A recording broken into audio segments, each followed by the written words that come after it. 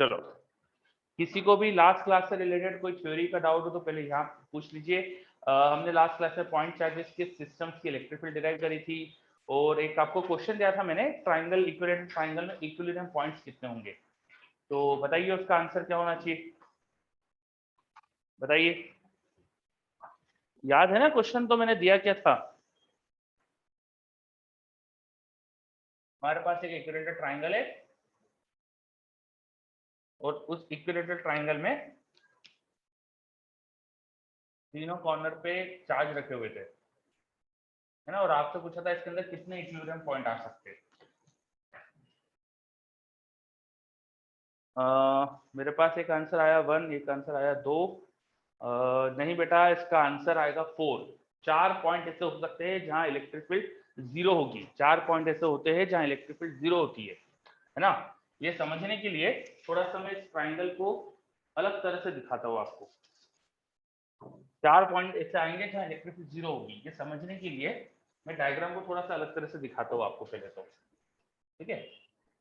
मान लो ये इस तरह से कोई डायग्राम बना हुआ था हमारे पास, ये था इक्विलेटरल ट्राइंगल, ये दो चार्जेस रखे हुए थे हमारे पास वर्टेक्स पे, और ये एक चार्जेस था यहाँ पे, और मान लो कि ये जो पॉइंट था ये ओरिजिन था और ये हमारा एक्स एक्सिस है। तो इन दो चार्ज की वजह से इलेक्ट्रिक फील्ड इस एक्स एक्सिस तो आप लिख ही सकते हो, आप जानते ही हो, और इसकी वजह से जो इलेक्ट्रिक फील्ड होगी वो अपोजिट डायरेक्शन में हो जाएगी, है ना। तो आप इस एक्स एक्सिस पे अब इलेक्ट्रिक फील्ड सबकी वजह से लिख सकते हो। आप इस सिंगल चार्ज की वजह से इलेक्ट्रिक फील्ड देखोगे और इन दो चार्ज की वजह से इलेक्ट्रिक फील्ड देखोगे तो आप ग्राफ बना सकते हो। वो सिंगल चार्ज की electric field at the location of point charge will tend to infinity and it will go down as you move away from the charge. Charge से ऐसे दूर जाओगे वो इलेक्ट्रिक फील्ड वीक होती जाएगी। And due to this 2 point charge, if you draw the graph of electric field, the graph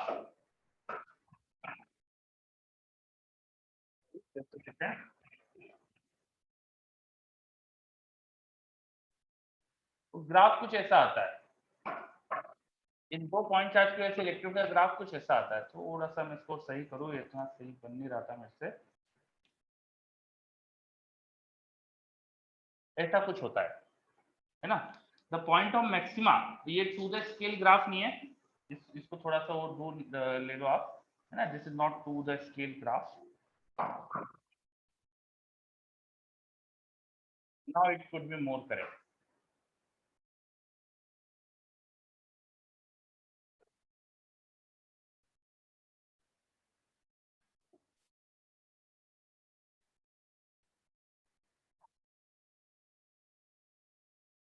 इस तरह से कुछ ग्राफ आता है, ठीक है। तो दोनों की इलेक्ट्रिक फील्ड से ग्राफ हमने एक साथ बनाया। फर्स्ट वाला जो ये मैंने एक ग्राफ बनाया ब्लू वाला, this is due to electric field due to this 2 point charge, let's say this is point B, this is point C and this is point A. so this is electric field of charge at B and C, और black colour में graph बनाया हमने electric field due to A, this is electric field due to A, charge at A. तो कुछ इस तरह का graph आता है हमारे पास, एक ऐसा डिक्रीजिंग ग्राफ रहता है एक ही इलेक्ट्रिक फील्ड का, और ये दो चार्ज के इलेक्ट्रिक फील्ड ग्राफ आता है, ये एग्जैक्टली 2 पॉइंट पे कट करते हैं, एग्जैक्टली 2 पॉइंट पे कट करते हैं, है ना। 1 पॉइंट वाला ग्राफ चार्ज का 0 पर भी होगा। हाँ, ब्लैक लाइन, एक तो हमारा सेंट्रॉइड आएगा, सेंट्रॉइड वाला पॉइंट जो होगा वो यहाँ कहीं पे होता है, this is centroid kind of point, ठीक है, a/2√2, 2√3, और जो मैक्सिमा वाला पॉइंट होता है it is at a/2√2। Due to this two charges इनकी जो इलेक्ट्रिक फील्ड होती है वो मैक्सिमम होती है a/2√2 पे, और बिफोर दैट ये जो आएगा सेंट्रॉइड वाला पॉइंट आएगा। तो इन दोनों चार्ज की वजह से एक तो सेंटर वाला पॉइंट होता है जहां इलेक्ट्रिक फील्ड तीनों की वजह से मिलकर 0 हो जाती है, और एक पॉइंट और उसके आगे भी आता है जहां इलेक्ट्रिक फील्ड 0 होती है। आप इस ग्राफ में देख सकते हो, देयर इज अनदर पॉइंट जहां पे ये ग्राफ एक दूसरे को कट कर रहे हैं, ठीक है। तो सेंटर के अलावा यहाँ भी कई पॉइंट होता है जहां पे इलेक्ट्रिक फील्ड 0 होती है। तो there are 2 equilibrium point on this line, एक तो सेंटर है और एक ये है, और सिमेट्री से जैसा वो पॉइंट आया यहाँ पर वैसे और 2 पॉइंट और आ जाते हैं ऑन दिस लाइन। तो टोटल इस टोटल इस ट्राइंगल के अंदर 4 इक्विलिब्रियम पॉइंट होते हैं। समझ में आ रहा है? 4 इक्विलिब्रियम पॉइंट जाएंगे सिमेट्री से। देखो अच्छे से,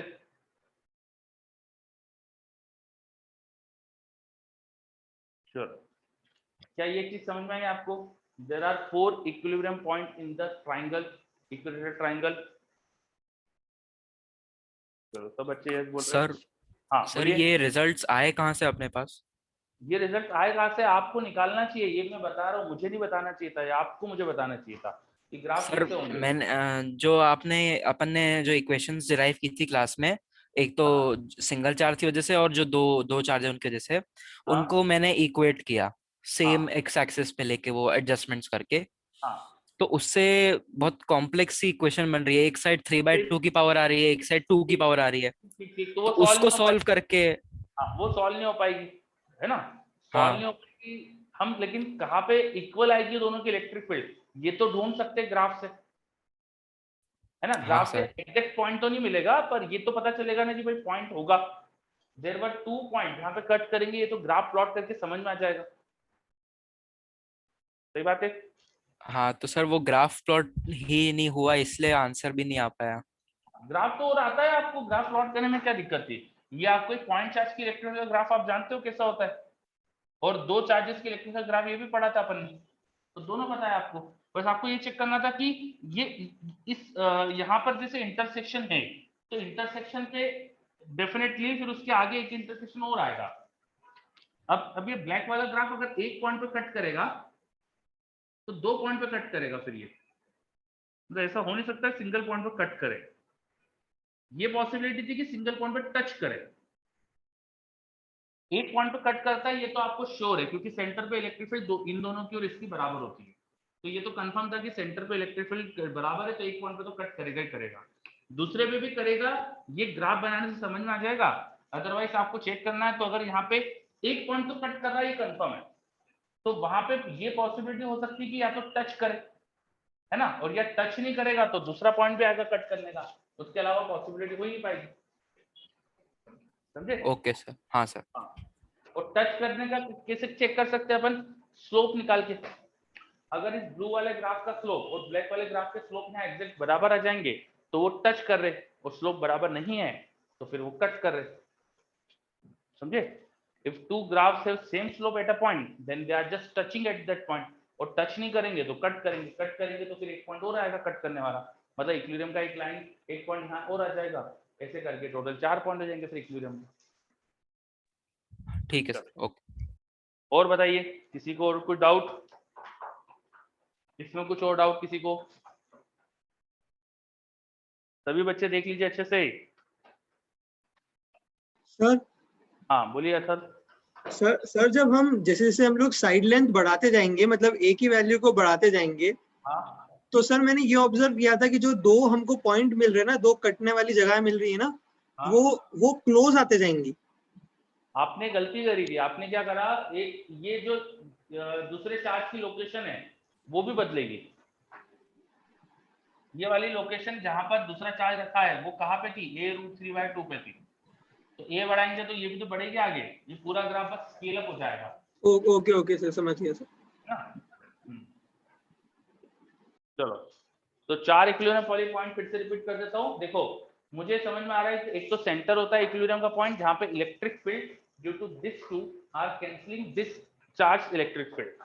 उसके अलावा एक पॉइंट और होता है जहां इनकी इलेक्ट्रिक फील्ड बराबर है इसलिए कैंसिल हो रही है, वो ग्राफ से समझ में आ रहा है। एक तो ग्राफ का पॉइंट यहाँ पे दिख रहा है जहां इंटरसेक्ट कर रहे, एक जगह और इंटरसेक्ट कर रहे हैं, इसलिए एक जगह और ऐसा होगा कि दोनों की electric field equal and opposite है, तो इक्विलिब्रियम आएगा वहां पे।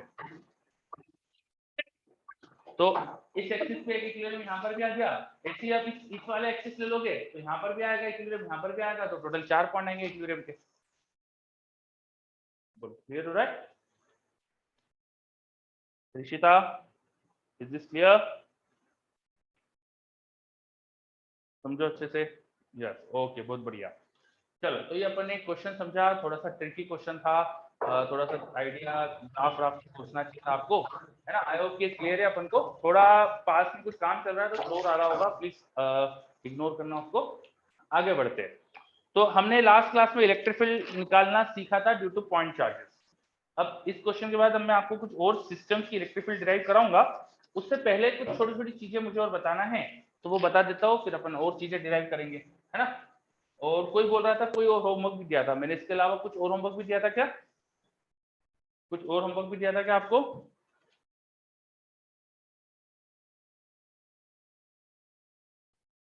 नो सर, यही क्वेश्चन था। ठीक है, अच्छा ठीक है, हाँ।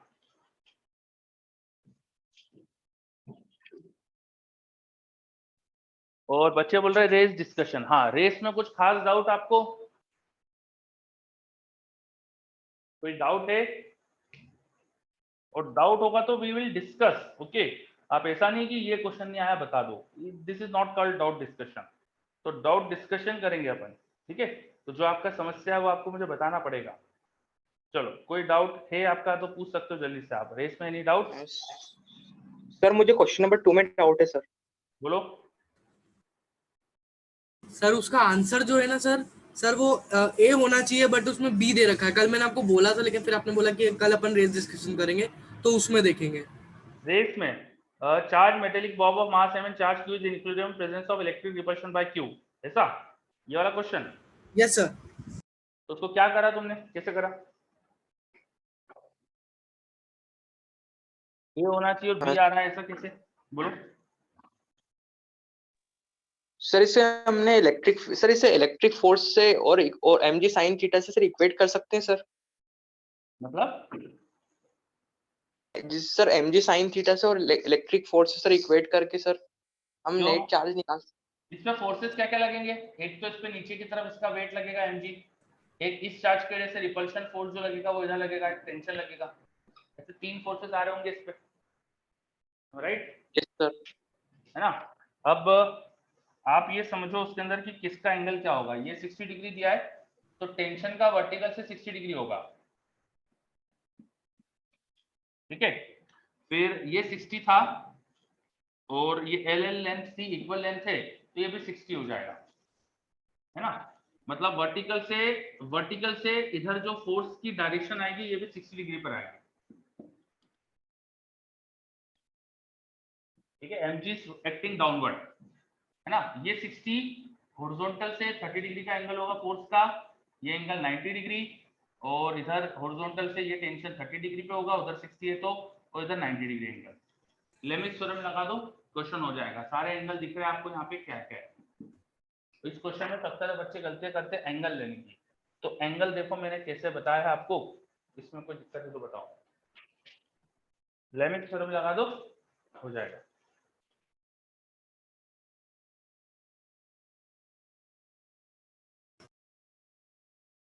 सर मुझे क्वेश्चन नंबर 8 में भी डाउट है सर। चलो, क्वेश्चन नंबर 8 में भी डाउट है। वैसे अपना कल डीसीएस है, ठीक है, लेकिन अब आज पूछ रहे हो तो पूछ लेते हैं। कल एचसीबी वगैरह के डाउट पूछ लेना। समस्या क्या है 8 में? सर कल तो सुबह अपनी क्लास है ना सर? कल सुबह आपकी क्लास में डीसीएस है। डीसीएस? हाँ तो सर उसमें पूछ लें आपसे फिर। हाँ, कोई दिक्कत नहीं, अभी बोल दिया तो आप बता देता हूँ। Two equal point charges in the are at third point charges, क्या समस्या है इसके अंदर? ये डाउट क्यों है आपको? 8 सर मुझे समझ में नहीं आ रहा सर, मैं चार्ज को कहाँ रखूं सर जहां पर मैक्सिमम फोर्स होगा सर। अरे यार, ये अपन ने निकाला था ना बेटा, ये दो चार्ज की इलेक्ट्रिक फील्ड अपन ने कल निकाली ना। तो दो चार्ज की यस इलेक्ट्रिक फील्ड जिस जगह मैक्सिमम आएगी वहां फोर्स मैक्सिमम आएगा, सिंपल, है ना। दो चार्ज है, उनके परपेंडिकुलर बाइसेक्टर पे तीसरा चार्ज रखा है। ये जैसे ये दो चार्ज है, इसके परपेंडिकुलर बाइसेक्टर पे तीसरा रखना है। तो इन दो की इलेक्ट्रिक फील्ड कहाँ मैक्सिमम होती है? a/2√2 पे, तो वहां रख दो तीसरा चार्ज, मैक्सिमम फोर्स हो जाएगा। Sir Yes. Surface charge density का एक थोड़ा सा डिस्कशन दे दोगे क्या? क्या बताओ? सरफेस चार्ज डेंसिटी अगर आप थोड़ा सा बता दो, डेफिनेशन वगैरह।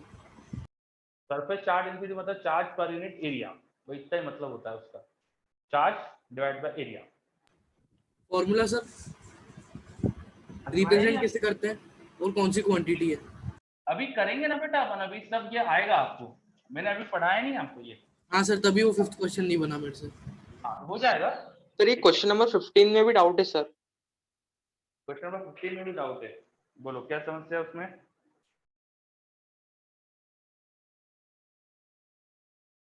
मुझे पूछता हूँ समस्या क्या है तो चुप ही हो जाता, कोई बोलता ही नहीं कुछ भी, ऐसा डिस्कशन थोड़ी होता है।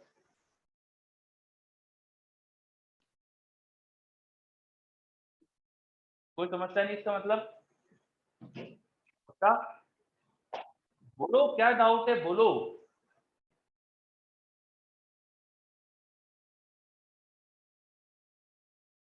सर मैं फोर्स बता नहीं पा रहा हूँ सर, किस डायरेक्शन में sir? Sir net force 0। Sir, एक तरफ माइनस क्यू चार्ज भी तो है सर, उस तरफ अट्रैक्ट होगा सर। अच्छा मैं ये नहीं देखा, सॉरी सॉरी सॉरी सॉरी। हाँ यार, एक तरफ माइनस क्यू चार्ज है, तो चार्ज की वजह से फोर्स जो होता है वो तो पता है ना निकालना अपन को, और माइनस अकेले का भी निकालना पता है ना अपन को। हमने बिगिनर बॉक्स में ऐसे क्वेश्चन कराया ना, पेंटागन के यस सर। 5 में से एक चार्ज हटा दो तो बचे 4 का फोर्स क्या आता है वो सोच लो, और एक अकेले माइनस का फोर्स क्या आएगा वो सोचो, और दोनों को ऐड कर लो। ठीक है सर एक बार आप करके दिखा दो। नहीं ये नहीं करूंगा मैं, आप करोगे, ये आपको करना है। मैंने हिंट जो दी है वो सुन लोगे तो आपका काम हो जाएगा, अगर आप ढंग से सुनोगे मैंने जो बोला तो आपका काम हो जाएगा। क्या बोला तो मैंने? रेस के सॉल्यूशन तो कम से कम भेजेंगे क्या ग्रुप पे? नहीं नहीं, ये क्वेश्चन बहुत आसान है सारे रेस के। आपको अगर बिगिनर बॉक्सेस कर लिए है उसका रेस में कुछ दिक्कत होना नहीं चाहिए, आपको कोशिश करना है। देखो whole point of studying and doing this question is that आप मेन एग्जाम के दिन क्वेश्चन खुद से कर लो, और उसके लिए जब तक आप यहाँ पे खुद से कोशिश नहीं करोगे ना मेन एग्जाम में आपको नहीं आएगा। तो जेई मेंस की एग्जाम हो, एडवांस की एग्जाम हो, वहां पर आप खुद से क्वेश्चन कर लो। इसके लिए जरूरी है कि आज आप जूझो थोड़ा सा, आज आप थोड़ी सी कोशिश करो। जरा सा नहीं आया तो ट्राई करो, थोड़ा कोशिश करो, जो मैंने आपको हिंट दी उससे आप कोशिश करो वापस से करने की। ठीक है, लिसन केयरफुली, चीजों को ढंग से पढ़ो, समझो अच्छे से। जब आप कोशिश करोगे खूब ज्यादा तो आपको खुद से क्वेश्चन होने लग जाएंगे, आपको फिर किसी की जरूरत नहीं पड़ेगी, हर क्वेश्चन को आप खुद से अटेम्प्ट कर लोगे। वो स्टेट में आने के लिए आज मेहनत जरूरी है। तो अगर हर चीज का सॉल्यूशन मिलेगा तो बच्चा मेहनत ही नहीं करेगा, ओके सर। है ना। तो मैंने जो बोला ओके वो सर।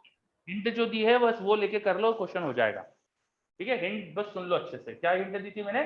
भाई 5 चार्जेस में से 4 नेगेटिव, 4 पॉजिटिव है, 1 नेगेटिव है, तो बचे 4 का फोर्स तो निकालो कितना है, 4 पॉजिटिव का फोर्स तो निकाल सकते हो कितना है। और आपको ये पता है कि पेंटागन के पांचों कॉर्नर पे जब पांचों पॉजिटिव चार्ज होते हैं तो 0 फोर्स आता है।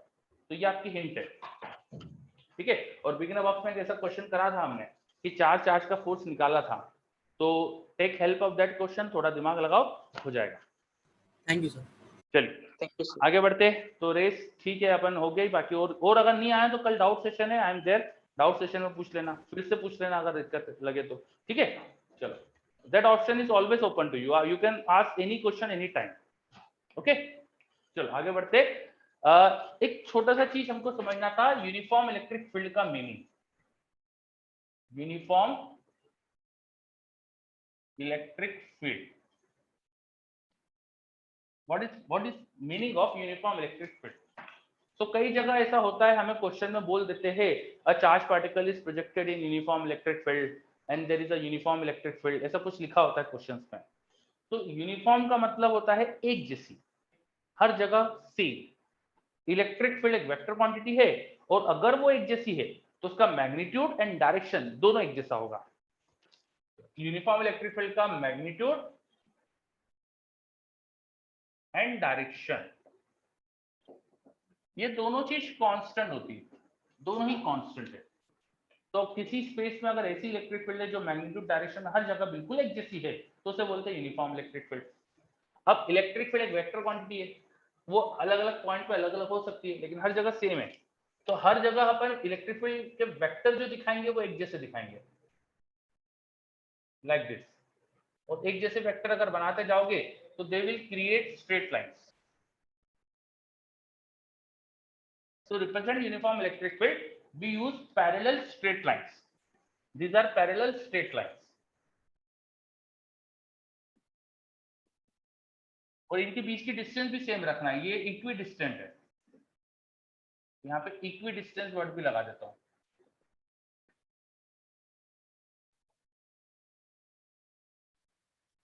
If in some space I am showing equal distance वाली पैरेलल लाइंस, देन ये मैं यूज कर सकता हूँ to represent electric field, uniform electric field. Uniform electric field ऐसा हम रिप्रेजेंट कर सकते हैं। And meaning of uniform electric field क्या होता है? It is having same magnitude and same direction everywhere. मतलब अगर आपको मैंने बोला कि electric field of constant magnitude E is there, तो हर जगह पे किसी भी जगह पर एक चार्ज रखूंगा क्यू, तो उस पर फोर्स जो आएगा वो आएगा क्यू ई, और वो होगा कांस्टेंट। इन यूनिफॉर्म इलेक्ट्रिक फील्ड चार्ज को कहीं पर भी रखो उस पर हमेशा सेम फोर्स आएगा, सेम डायरेक्शन में आएगा। समझ में आई बात? ठीक है। अब कैसे क्रिएट हो सकती है ये आपको अभी सोचना नहीं है, पर आपको एक आइडिया दे देता हूँ। लार्ज प्लेट हो अगर हमारे पास जिसपे यूनिफॉर्म चार्ज डिस्ट्रीब्यूटेड हो, बहुत बड़ी बड़ी ऐसी प्लेट हो जिसपे सब जगह एक जैसा चार्ज डिस्ट्रीब्यूटेड है, तो उनकी वजह से ऐसी इलेक्ट्रिक फील्ड बन सकती है ना। आपको वैसे तो अभी जरूरत नहीं है जानने की, अपन पढ़ लेंगे बाद में। तो अगर मेरे पास ऐसी प्लेट है जिसपे चार्ज को बिल्कुल पूरे एरिया पे डिस्ट्रीब्यूट कर रखा है एक जैसा, तो due to this kind of situations uniform electric field बन सकती है। चलो, तो कैसे बन सकती है थोड़ा ये भी आइडिया देते हैं। अब खासियत क्या होती है, कोई चार्ज अगर यूनिफॉर्म इलेक्ट्रिक फील्ड में है तो उसपे फोर्स कांस्टेंट होगा।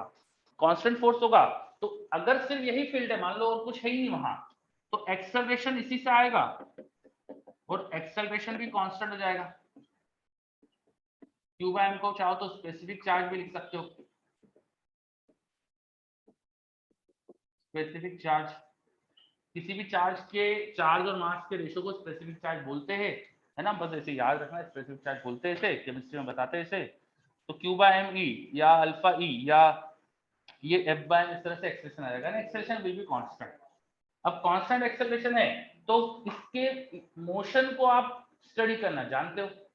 आपको ऐसे चार्जेस का मोशन कैसे, ऐसे पार्टिकल्स का मोशन आपको पता है, कैसे बताएंगे आप, कैसे एक्सप्लेन करेंगे अगर एक्सेलरेशन कांस्टेंट है तो, है ना। आप क्या करेंगे भाई, एक्सेलरेशन कांस्टेंट तो v equal to u plus a t लगा दोगे, जो भी इक्वेशन का मोशन पड़ी है वो सब लगा सकते हो, है ना। तो आप इस तरह के सिचुएशन में मोशन की पूरी सब चीज बता सकते हो। जैसे मैंने आपको बोल दिया कि एक चार्ज को यूनिफॉर्म इलेक्ट्रिक फील्ड में बस मैंने रिलीज कर दिया, there is uniform electric field and charge को जस्ट रिलीज कर दिया, तो बताओ क्या होगा। चार्ज को जस्ट छोड़ दिया मैंने तो क्या होगा यहाँ पे, बताओ। सर वो एक्सेलरेट होगा। Very good. और कैसे मोशन होगा, उसका पाथ कैसा दिखेगा? The straight line. Straight line, है ना। Uniformly accelerated straight line motion हो जाएगा इसका, बिल्कुल सही। किसी टाइम पर कहाँ पहुंचेगा वो भी बता सकते हो, किसी टाइम पे स्पीड बता सकते हो क्या आएगी?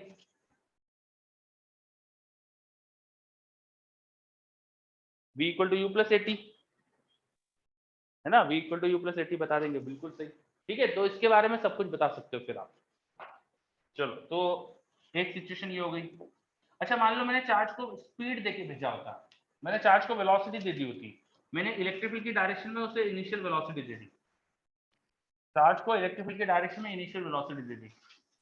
अब भी मैं पूछता आपसे कि थोड़ी देर बाद इसकी वेलोसिटी क्या होगी, डिस्प्लेसमेंट क्या हो गया होगा, तो बता सकते हो क्या? Yes, very good. v equal to u plus a t, और a हो जाएगा ये रहा, है ना। You can tell me. Yes, very good. तो ऐसे सारे क्वेश्चंस आप कर सकते हो इसका मतलब। थर्ड केस, अरे एक काम करते हैं, वेलोसिटी एंगल पे दे देते हैं। मान लो चार्ज को मैंने वेलोसिटी u प्रोवाइड करी हॉरिजॉन्टल से थीटा एंगल पे, and this charge was having charge q mass m, and there is uniform electric field directed downwards, there is uniform electric field directed downwards। तो अब इसका कोई motion मुझे बता सकता है कि कैसे पाथ के अलाउ सर होगा? Projectile motion. बिल्कुल सही, प्रोजेक्टाइल मोशन। इस तरह का कुछ पाथ दिखेगा अपन को, है ना। कोई मुझे इसका ये रेंज का इक्वेशन क्या आएगी बता सकते हो?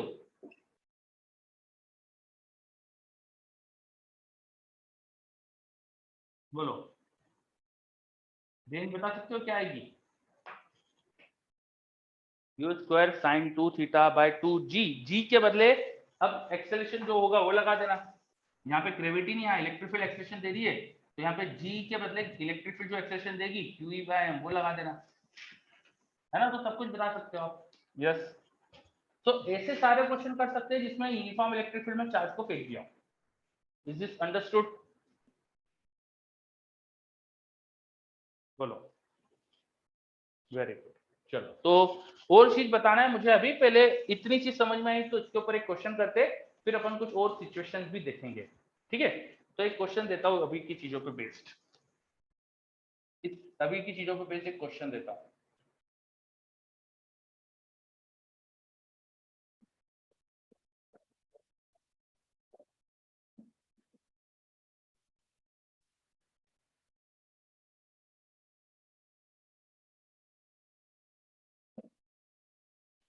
देखो क्वेश्चन क्या है, समझो अच्छे से। I have two parallel charge plates. I have two parallel charge plates, and due to two parallel charge plates with one having positive charge and one having negative charge, the electric field between is uniform and has a magnitude of sigma by epsilon naught. ये अपन आगे पढ़ने वाले हैं, मैंने आपको बता दिया कि इस सिस्टम की वजह से इलेक्ट्रिक फील्ड होती है sigma by epsilon naught and it is uniform. दो पैरेलल प्लेट्स की इलेक्ट्रिक फील्ड होती है sigma by epsilon naught and it is uniform. It is given to you, ये आपको मैंने दे दिया है। ठीक है, length of the plate was L and distance between the plate is D। इनके बीच की डिस्टेंस D। एक इलेक्ट्रॉन को मैंने एकदम मिड पॉइंट, यहां पर एकदम बीच से फेंका, इलेक्ट्रॉन को मैंने बीच में से फेंका, उसको मिनिमम कितनी स्पीड से फेंकूं? यू मिनिमम क्या होना चाहिए कि वो बिना प्लेट से टकराए बाहर निकल जाए, है ना। क्वेश्चन ये है कि with what minimum speed electron should be projected. यहाँ पे कोई ग्रेविटी वगैरह नहीं है, हाँ, विदाउट ग्रेविटी रीजन है, gravity is absent, G0 should be projected so that electron will not strike any of the plate। चलो, इलेक्ट्रॉन किसी भी प्लेट पर टकराए नहीं, उसके लिए कम से कम कितनी स्पीड से उसे मुझे फेंकना चाहिए? Speed is directed horizontally. तो क्वेश्चन एक बार समझ लो, क्वेश्चन में कुछ, क्वेश्चन की लैंग्वेज में कोई डाउट हो तो मुझे बता दो। क्वेश्चन समझ में आया क्या?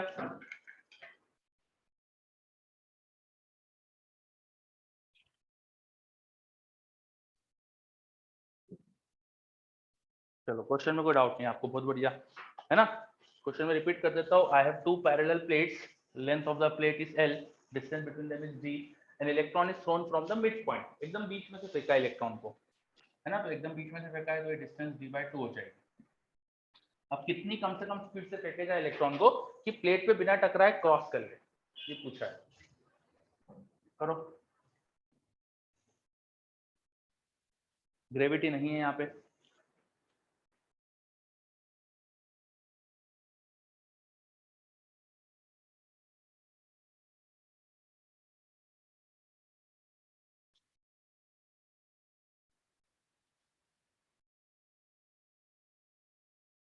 अच्छा। इलेक्ट्रिक फील्ड की डायरेक्शन मैंने गलत दिखा दिया, इलेक्ट्रिक फील्ड पॉजिटिव से नेगेटिव की तरफ होती है, ये थोड़ा सा मुझे करेक्ट करना चाहिए ना। इलेक्ट्रिक फील्ड की direction is from positive charge to negative charge, तो मैंने सही कर दिया।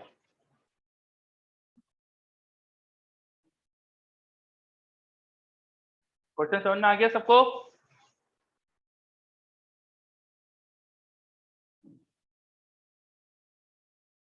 दक्ष, क्वेश्चन क्लियर है? जी सर। ओके, करो।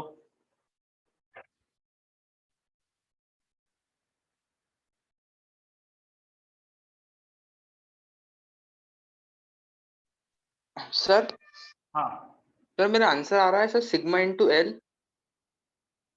यू की value, yes sir, sigma into L divided by under the root D into epsilon naught. क्या बोला आगे? एप्सिलॉन, अच्छा चेक करते, चेक करते। ठीक है, अच्छा तो देख लिया मैंने।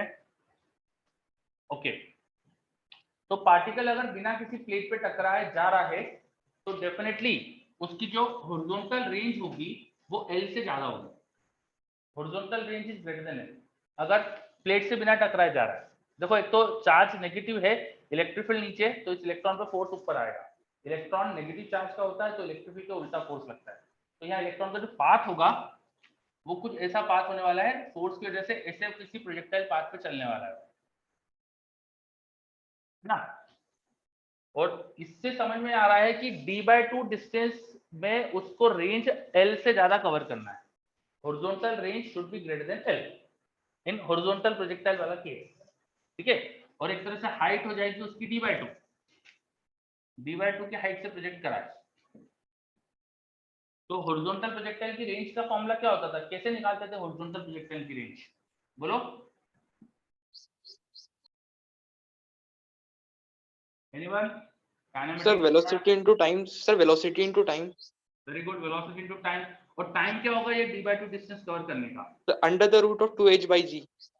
2 हाइट इज d/2 और g के बदले एक्सेलरेशन डालेंगे, एक्सेलरेशन हो जाएगा q/m, q time electric field by mass, mass इधर आ गया और इलेक्ट्रिक फील्ड क्या डालेंगे अपन, sigma by epsilon naught dt आपको इलेक्ट्रिक फील्ड।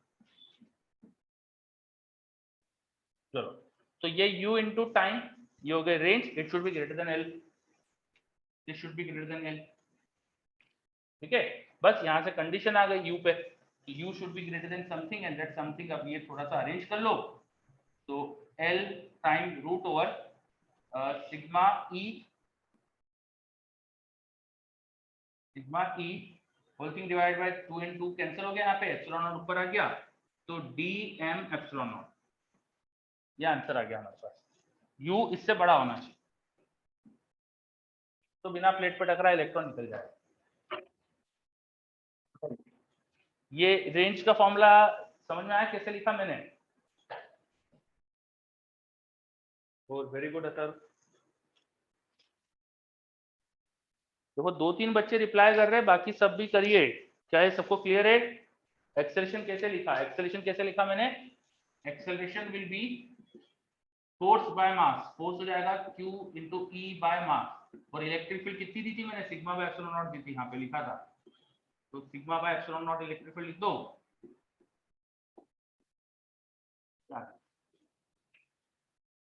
चलो सभी बच्चे देख लीजिए अच्छे से, किसी को कोई भी डाउट हो तो बता दीजिए मुझे।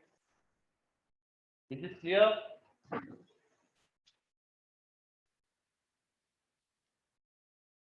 किसी को कोई भी डाउट? देखा इसमें कैसे अपना काइनेमेटिक्स का यूज हुआ है क्वेश्चन में, काइनेमेटिक्स, वेक्टर्स, एनएलएम सब पूरा यूज हो जाता है यहाँ पे। इवन वर्क और एनर्जी के कॉन्सेप्ट भी यूज करेंगे अपन अभी थोड़ी देर में, ठीक है। तो देख लीजिए क्वेश्चन, कोई भी डाउट हो तो बता दीजिए। 100% क्लियर? आगे बढ़ जाऊं? बहुत बढ़िया, सबको क्लियर है तो आगे बढ़ते हैं अपन अब, ठीक है। ये हटा रहा हूं मैं सब।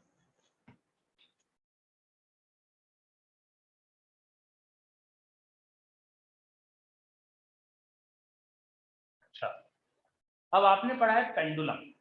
पेंडुलम का time period t equal to 2 pi root over L/g होता है, एक सिंपल पेंडुलम का। कोई बॉब है, एक नीचे की तरफ ग्रेविटी g है, तो यहाँ जो टाइम पीरियड आता है वो आता है t equal to 2 pi root over L/g। अगर मैं इलेक्ट्रिक फील्ड भी स्विच ऑन कर दूं और ये बॉब को मैं चार्ज भी दे दूं, मान लो मैंने नीचे की तरफ इलेक्ट्रिक फील्ड स्विच ऑन कर दी है E, uniform electric field switch on कर दी E। अब बताओ इसका टाइम पीरियड क्या आएगा? अब अगर से मैं डिस्टर्ब करूंगा तो टाइम पीरियड क्या आएगा after switching on electric field? बताओ।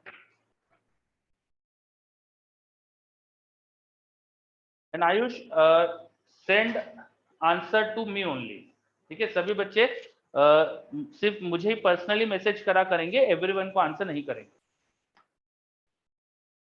चलो, अगर मैंने इलेक्ट्रिक फील्ड स्विच ऑन कर दी तो टाइम पीरियड कैसे चेंज होगा? इस बॉब पे फोर्स भी लगेगा नीचे अब इलेक्ट्रिक फील्ड का, तो इस पे एक तो mg नीचे लग रहा होगा, साथ में QE फोर्स भी लग जाएगा, तो रस्सी का जो टेंशन होगा इक्विलिब्रियम में वो QE प्लस mg हो जाएगा ना।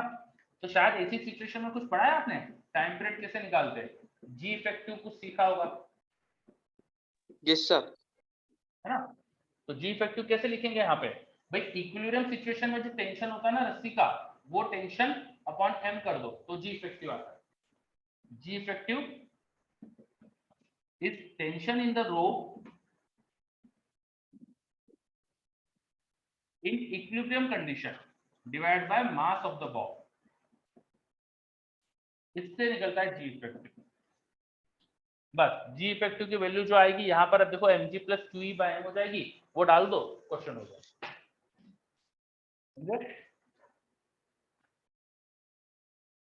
क्वेश्चन था कि पेंडुलम का टाइम पीरियड क्या होगा अगर मैं इलेक्ट्रिक फील्ड भी स्विच ऑन कर दूं, uniform electric field directed downward.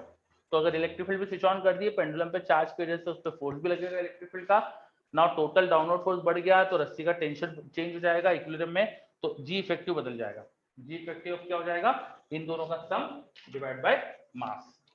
तो नया टाइम पीरियड जो आ जाएगा आपके पास वो हो जाएगा 2 pi root over L by G effective हो जाएगा Q E plus M G by मास।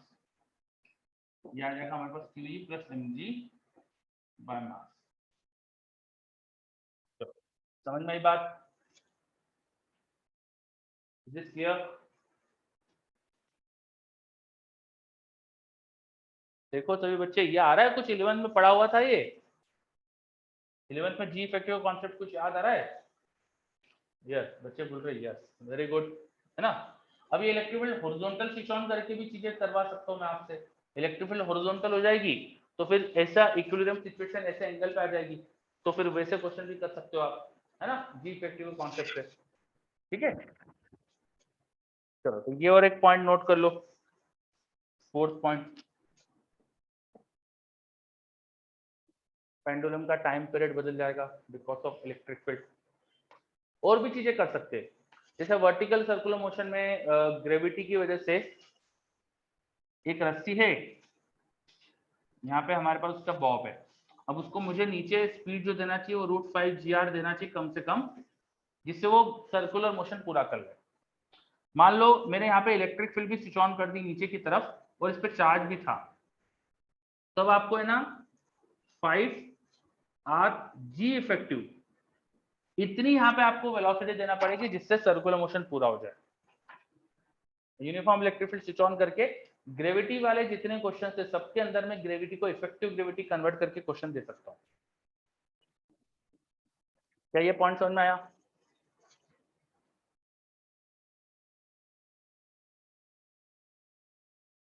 चलो वेरी गुड।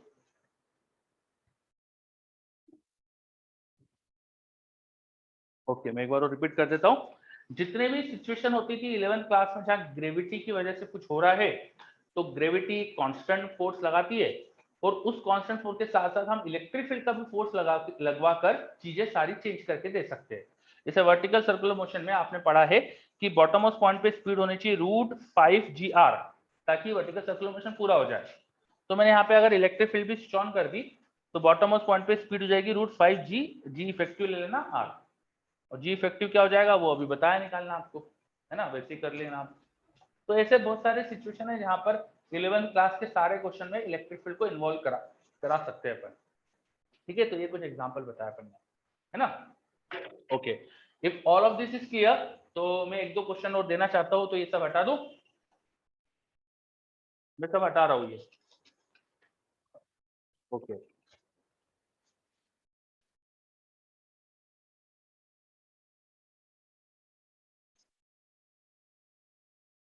चलो तो हमारे पास क्वेश्चन है, मेरे पास सीलिंग से एक बॉब हमने जिसका मास m चार्ज q था इसको हमने हैंग कर रखा था, है ना। It was hanging in equilibrium, वो इक्विलिब्रियम में रेस्ट पे हैंग कर रखा था। Then suddenly at t = 0 suddenly मैंने इलेक्ट्रिक फील्ड स्विच ऑन कर दी, suddenly electric field switch on कर दी, uniform electric field which is in horizontal direction. अब इलेक्ट्रिक फील्ड जैसे स्विच ऑन करूंगा तो इस बॉब पे फोर्स लगेगा, है ना, इस फोर्स की वजह से ऐसे जाएगी स्ट्रिंग, तो स्ट्रिंग डिफ्लेक्ट होगी। आपको बताना है स्ट्रिंग का मैक्सिमम डिफ्लेक्शन कितना हो सकता है, what could be the maximum deflection of string, what could be the maximum deflection of string from the vertical. T0 electric field is switched on, तो मैक्सिमम थीटा एंगल क्या बन सकता है, क्वेश्चन समझिए अच्छे से। देयर वाज अ स्ट्रिंग जिससे Bob लटका हुआ था और उस पे चार्ज भी था, अचानक T0 पे मैंने इलेक्ट्रिक फील्ड स्विच ऑन कर दी। Before that string was in vertical situation in equilibrium, और अचानक से इलेक्ट्रिक फील्ड स्विच ऑन करी, तो ड्यू टू इलेक्ट्रिक फील्ड इस बॉब पे अचानक से फोर्स लगेगा, due to which string will deflect, find maximum deflection of string. करिए।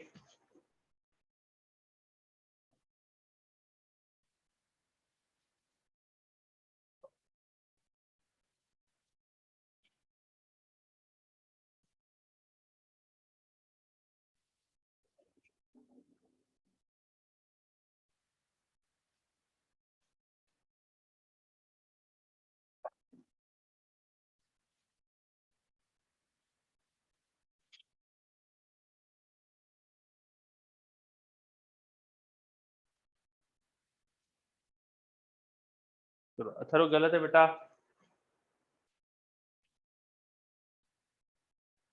ढंग से समझिए क्वेश्चन को, मैंने मैक्सिमम डिफ्लेक्शन पूछा है।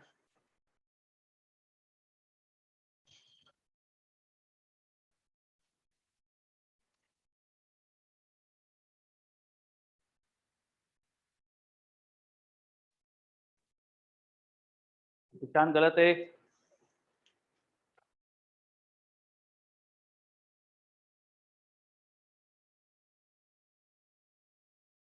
निमित गलत है। कशिश गलत है।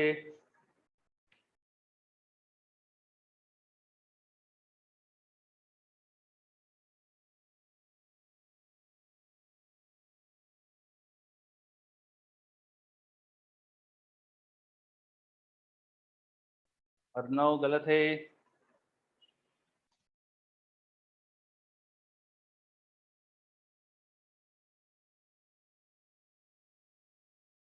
आयुष गलत है।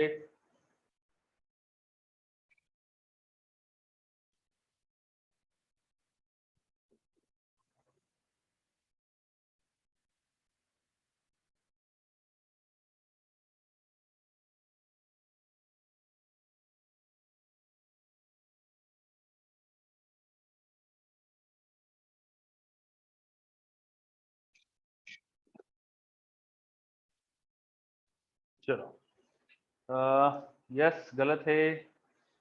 अर्णव, दक्ष, मैक्सिमम बच्चे मुझे जो जवाब दे रहे हैं वो इक्विलिब्रियम पोजीशन का दे रहे हैं। नई इक्विलिब्रियम पोजीशन क्या होगी वो बता रहे हैं। नई इक्विलिब्रियम पोजीशन आप सब सही कर रहे हो, नई इक्विलिब्रियम पोजीशन की वैल्यू बिल्कुल सही बता रहे हो, ठीक है। पर equilibrium situation will not be the situation of maximum deflection. Equilibrium situation आकर मैक्सिमम डिफ्लेक्शन नहीं आएगा। यहाँ बीच में ऐसी पोजीशन आएगी कि फोर्सेस बैलेंस हो रहे होंगे, ऐसी पोजीशन आएगी कि फोर्सेस बैलेंस हो रहे होंगे, ठीक है। जो रस्सी का टेंशन रहेगा, जो mg नीचे रहेगा और जो qe साइड में रहेगा, ये सब बैलेंस हो जाएंगे एक सिचुएशन में। पर उस सिचुएशन में फोर्स बैलेंस होने के पहले तक इलेक्ट्रिक फील्ड ने इसे एक्सीलरेट करा चुकी है, इलेक्ट्रिक फील्ड को स्पीड प्रोवाइड करी, तो यहाँ स्पीड होगी बॉब की, तो यहाँ रुकेगा नहीं है। Forces are balanced but due to the speed acquired by the bob it will not stop here. तो यहाँ से थोड़ा और आगे जाएगा वो। जब वो रुकेगा तो उसकी स्पीड 0 होना चाहिए, यहाँ से और आगे जाएगा, वो इतने एंगल तक जाएगा जब उसकी स्पीड 0 हो जाएगी। तो आप इक्विलिब्रियम सिचुएशन का जो जवाब दे रहे हो वो गलत है, वहां पर स्पीड होगी बॉब की, वहां से थोड़ा और ऊपर जाएगा। समझ में आई बात? चलो अथर्व, अब थोड़ा सा सही जा रहे हो आप, पर आपने कुछ गलत लिखा है। तो अब ये एंगल निकालना, मैक्सिमम एंगल निकालना अब शायद आसान होगा तुम्हारे लिए, क्योंकि यहाँ शुरू में स्पीड 0 थी और जब मैक्सिमम एंगल होगा तो स्पीड वहां पर भी 0 होगी। बॉब की स्पीड यहाँ पर भी 0 थी और जो मैक्सिमम एंगल पे स्पीड होगी वो भी 0 होगी, ठीक है। तो उसकी काइनेटिक एनर्जी चेंज 0 और दो कांस्टेंट फोर्स लग रहे हैं mg और qe, है ना। जब एंगल थीटा है डिफ्लेक्शन का, तो हॉरिजॉन्टल डिस्प्लेसमेंट कितना हुआ आप बता सकते हो। दिस लेंथ, ये लेंथ मान लीजिए l थी, तो l का sin थीटा कंपोनेंट होगा हॉरिजॉन्टल डिस्प्लेसमेंट, और वर्टिकल डिस्प्लेसमेंट हो जाएगा l into 1 minus cos theta. कुछ याद आ रहा है? ये ऐसा कराया आपने 11th क्लास में? Yes sir. है ना। चलो, तो horizontal displacement is l sin theta, vertical displacement is this which is l into 1 minus cos theta, and energy, kinetic energy change is 0। तो वर्क एनर्जी थ्योरम लगा देते हैं। Work done by all the forces should equal to change in kinetic energy which is 0 in this situation। Initial final दोनों 0 है। Work done by all the forces में QE का work done कितना होगा, QE into L sin theta. mg का work, mg नीचे की तरफ लग रहा है तो minus mg into L into 1 minus cos theta equal to 0 करो। इस इक्वेशन को सॉल्व करो आगे तो आपको मिलेगा tan theta by 2 is QE by mg और theta is 2 tan inverse QE by mg। तो ये आंसर आ जाएगा। तो समझ में आया?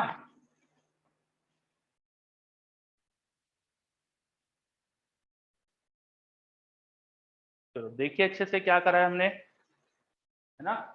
Work done by all the forces is equal to changing kinetic energy, changing kinetic energy 0 है। This is work energy theorem. Work done by all the forces कैसे निकाला मैंने, इलेक्ट्रिक फील्ड का फोर्स QE था और उससे डिस्प्लेसमेंट L sin थीटा हुआ है, इधर L sin theta horizontal displacement, तो QE का work done QE into L sin theta. mg is downward और ऊपर की तरफ बॉल गई है तो mg का वर्क डन नेगेटिव होगा माइनस mg L। उसको थोड़ा सॉल्व करो ये आ जाएगा। यस, इक्विलिब्रियम में जो आपका एंगल आ रहा था उसका जस्ट डबल आएगा यहाँ पे एंगल, ठीक है। चलो समझो सब बच्चे अच्छे से। तो मैं देख रहा हूँ कि यार कुछ 10-12 बच्चे जो रिप्लाई कर रहे हैं बाकी सब नहीं कर रहे हैं, तो जो भी बच्चे रिप्लाई नहीं कर रहे तुम्हारा नुकसान होगा बेटा, तुम अगर आइडियल रहोगे तो आपको समझ में कम आएगा, ठीक है। Is this clear?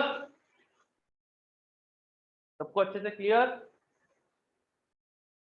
Okay very good. चलो मुझे बच्चों के रिप्लाई आ रहे हैं यस, तो फिर आगे बढ़ते एक क्वेश्चन और करते हैं अपन, एक क्वेश्चन और करते हैं।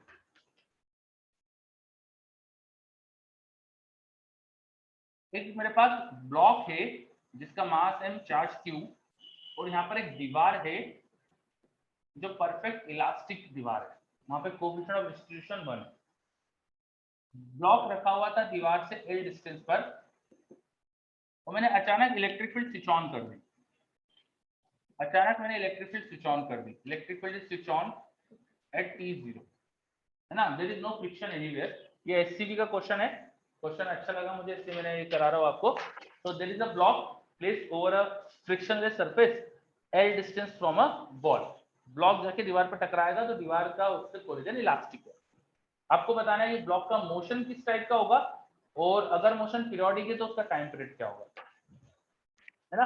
आपको बताना है टाइप ऑफ मोशन,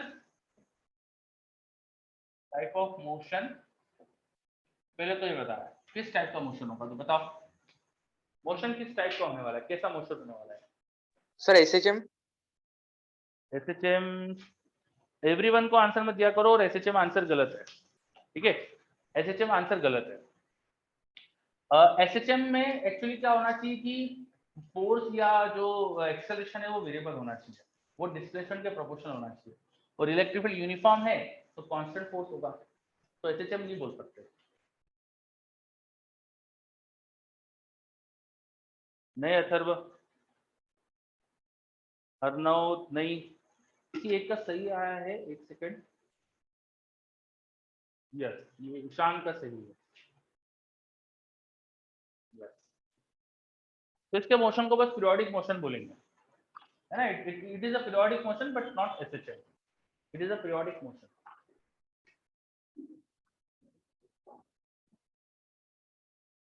क्या होगा, इलेक्ट्रिक फील्ड की वजह से इस पे लगेगा फोर्स, तो फोर्स की वजह से आएगा एक्सेलरेशन, एक्सेलरेशन हो जाएगा QE बाय m। एक्सेलरेशन की वजह से थोड़ा स्पीड गेन करके दीवार पर टकराएगा और जैसे ही दीवार पर टकराएगा, देखो दीवार पर टकराने की सिचुएशन ड्रॉ करते हैं अपन, तो ये दीवार पर जाके टकराने वाला है, मान लो किसी स्पीड से टकराने वाला, तो दीवार वही स्पीड से रिबाउंड करा देगी, तो दीवार से टकराने के जस्ट बाद क्या होगा, वो वापस आएगा। अच्छा दीवार तक जब पहुंचेगा तो L डिस्टेंस कवर करा है, एक्सेलरेशन पता है, तो टाइम निकाल सकते हो।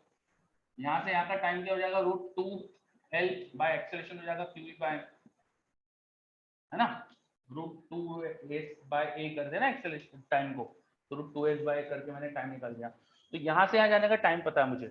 अच्छा यहाँ पे जैसे टकरा के उसकी स्पीड जस्ट रिवर्स हो गई, और इलेक्ट्रिक फील्ड तो अभी भी उसी डायरेक्शन में है ना, तो एक्सेलरेशन तो अभी भी इसी डायरेक्शन में था, तो अब क्या होगा, वेलोसिटी ऑफ कोर्स रिवर्स हो गई है पर एक्सेलरेशन उधर है तो रिटार्ड होगा। तो जैसे यहाँ से यहाँ तक स्पीड रिक्वायर करी थी बिल्कुल वैसे रिटार्ड होते हुए जाएगा और उतने टाइम में वापस इनिशियल पोजीशन पहुंच जाएगा। इनिशियल पोजीशन फिर से उतने टाइम में पहुंच जाएगा, यहाँ से यहाँ वही टाइम लगेगा फिर से √2LM/QE, और फिर यहाँ पर स्पीड 0 हो जाएगी उसकी, तो बिल्कुल ये वाली सिचुएशन आ जाएगी, फिर वही कहानी वापस चलेगी। तो वो एक्सीलरेट करके जाएगा, दीवार से टकराया, स्पीड पलट गई, वापस आया, फिर रुक गया। जस्ट लाइक एक बॉल को मैंने हाइट से गिरा दिया, बॉल एक्सीलरेट होकर नीचे जा रही है, जमीन से टकराएगी, रिबाउंड हुई, रिबाउंड होकर उठी उठी उठी ऊपर आई, फिर यहाँ पर फिर से वापस नीचे गई, वैसा मोशन चलते रहेगा पीरियोडिक, समझे? पीरियोडिक मोशन होगा ये। अब टाइम पीरियड बताना है, तो ये स्टार्टिंग सिचुएशन घूम के वापस स्टार्टिंग पे आ गया, इस ये प्लस ये, इन दोनों टाइम का सम, ये टाइम पीरियड हो जाएगा उसका। Time period will be 2 times of this.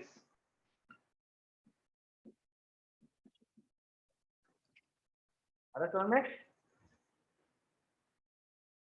Uniformly accelerated motion है, बट थोड़ा सा बीच में एक कोलिजन की वजह से चेंज हुआ है, तो uniformly accelerated motion with most of the part में यूनिफॉर्मली एक्सेलरेटेड मोशन। और फ्रिक्शन अगर कंसीडर करें तो डैम्प एसएचएम जैसा कुछ हो सकता है, डैम्प्ड ऑसिलेशन जैसा कुछ हो सकता है, ठीक है? चलो देख लीजिए अच्छे से, एवरीथिंग क्लियर?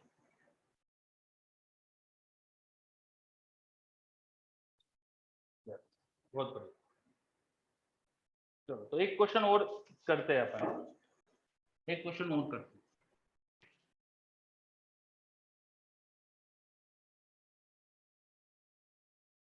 एक क्वेश्चन और करते हैं।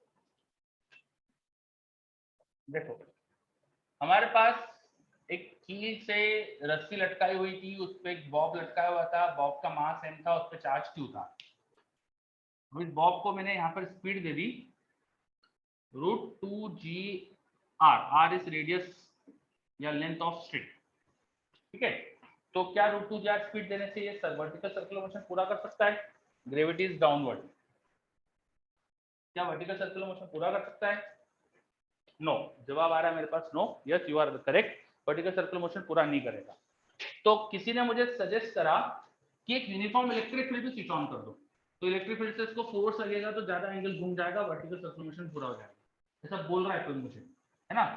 लोग बोल रहे हैं मुझे कि भाई एक इलेक्ट्रिक फील्ड यूनिफॉर्म भी स्विच ऑन कर दो, uniform at t equal to 0, जब t 0 पे वेलोसिटी दी ना, उसी समय इलेक्ट्रिक फील्ड भी स्विच ऑन कर दी, तो बॉल पे आप इलेक्ट्रिक फील्ड का भी फोर्स लगेगा, और नई इक्विलिब्रियम सिचुएशन कुछ एंगल पे होगी, वहां तक इलेक्ट्रिक फील्ड इसको कुछ वेलोसिटी दे देगी, इसकी वजह से हो सकता है वो वर्टिकल सर्कुलर मोशन पूरा कर ले, ऐसा मुझे लोग बोल रहे हैं। तो आप बताओ क्या ऐसा हो सकता है? और अगर हो सकता है तो इलेक्ट्रिक फील्ड कितनी चाहिए ये करवाने के लिए? इफ इट इज पॉसिबल तो इलेक्ट्रिक फील्ड कितनी चाहिए? ठीक है, क्वेश्चन ये है, is it possible to complete vertical circular motion with electric field, and if yes, what will be required electric field? कितनी इलेक्ट्रिक फील्ड लगाना पड़ेगी? चलो समझो क्वेश्चन को और बताइए मुझे जवाब।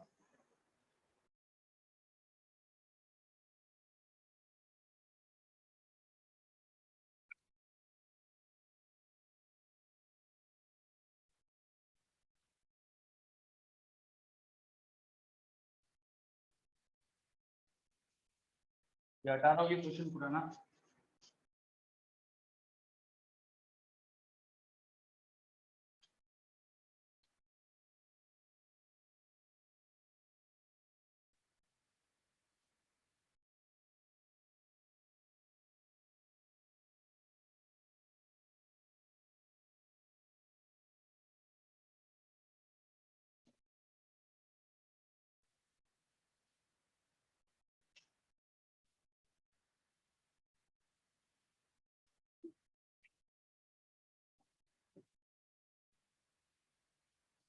आंसर दीजिए जल्दी से।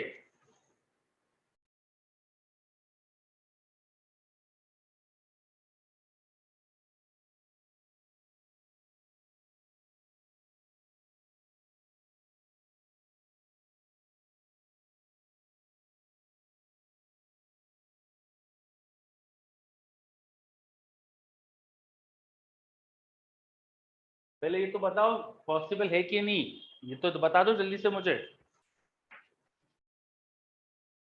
यस या नो इसका जवाब दे दो।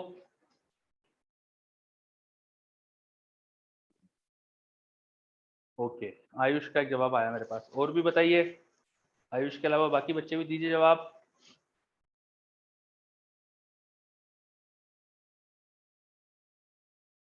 कशिश का कुछ जवाब आया, ठीक है कशिश, अभी बाकी को थोड़ा और सोच लेने देते हैं, फिर देखते हैं आपका जवाब सही है कि गलत है। ईशान का बोला है ठीक है,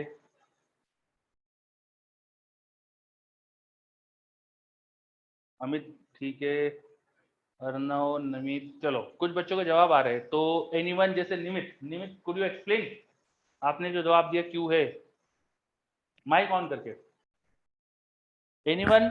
हाँ सर हाँ बोलो निमित। हाँ सर अभी तक मैंने इसका मैथमेटिकल तो नहीं देखा, लेकिन जो इंट्यूशन से जो लग रहा है हाँ कि जैसे स्टार्टिंग में तो इसको एक्सेलरेशन देगा राइट की तरफ, तो वो हाँ ऊपर तक घूमते जाएगा है ना, हाँ और फिर जब ये वर्टिकल हॉरिजॉन्टल हो जाएगी जब बॉब, हाँ तब के बाद फिर वो तब भी और ऊपर कंटिन्यू करेगा जाने के हाँ लिए। हाँ, फिर जैसे ही ऊपर जाएगा ना, तो उसको अपोजिट डायरेक्शन, उसके मोशन के अपोजिट डायरेक्शन में उसको एक्सेलरेशन मिलना चालू हो जाएगा। तो ये तो ग्रेविटी तो पूरे टाइम ही ऐसा करती है, वर्टिकल सर्कुलर मोशन में ग्रेविटी तो पूरे टाइम में ऐसा करती है ना, हाँ तो तब भी तो हो जाता है वर्टिकल सर्कुलर मोशन। सर शायद शायद सर तब हो जाएगा जब एक पॉइंट पे आके हम इलेक्ट्रिक फील्ड ऑफ कर दें। नहीं, कुछ और जवाब, मतलब एक्सप्लेनेशन कुछ और कोई दे सकता हो। सर जैसे सपोज सपोज इक्विलिब्रियम पोजीशन पे उसने √5 GR की स्पीड प्रोवाइड करा भी दी, हाँ तो सर वो जैसे ही 180 डिग्री का एंगल कंप्लीट करके उस तरफ जाएगा लेफ्ट हाँ की साइड में, तो जो हाँ इलेक्ट्रिक फील्ड का फोर्स होगा वो उल्टी तरफ लगने लग जाएगा, हाँ, तो डिसेलरेशन हो जाएगा, तो पैराबोलिक हो सकता है मोशन, कंप्लीट सर्कुलर जरूर नहीं हो। सर ऐसा तो 90 डिग्री के बाद भी हो सकता है। हाँ वही तो, ऐसा तो 90 डिग्री के बाद भी हो सकता है जो आप बोल रहे हो, तो ये एक्सप्लेनेशन सही नहीं है। चलो मैं बताता हूँ कुछ, मान लो वर्टिकल सर्कुलर मोशन हो रहा है, तो बॉल डेफिनेटली एकदम वर्टिकली ऊपर की तरफ तो पहुंचेगी ना, अगर वर्टिकल सर्कुलर मोशन हो गया तो यहाँ तो पहुंचना ही चाहिए ना बॉल को एकदम वर्टिकली ऊपर, ठीक है। और अगर वो यहाँ है तो बताओ इलेक्ट्रिक फील्ड ने कितना वर्क करा होगा इस पॉइंट से इस पॉइंट के बीच, इलेक्ट्रिक फील्ड का वर्क डन क्या होगा इस ड्यूरेशन, जीरो जीरो होगा, है ना, तो work done by electric field zero. अच्छा वर्क डन बाय ग्रेविटी क्या होगा, वर्क डन बाय ग्रेविटी क्या होगा इस ड्यूरेशन में, -2 mgr। -2 mgr, very good. mg force था ग्रेविटी का, 2r डिस्प्लेसमेंट था, बट अपोजिट थे तो माइनस लगा देंगे, -2 mgr हो जाएगा। अच्छा यहाँ काइनेटिक एनर्जी कितनी थी शुरू में, half mv², v² is 2gr, तो ये कितनी है mgr, काइनेटिक एनर्जी शुरू में कितनी है mgr। यहाँ से यहाँ इलेक्ट्रिक फील्ड का वर्क डन 0, ग्रेविटी का वर्क डन -2 mgr, तो इस पॉइंट पे काइनेटिक एनर्जी क्या आ जाएगी, बोलो, वर्क एनर्जी थ्योरम से इस पॉइंट पे काइनेटिक एनर्जी क्या हो जाएगी,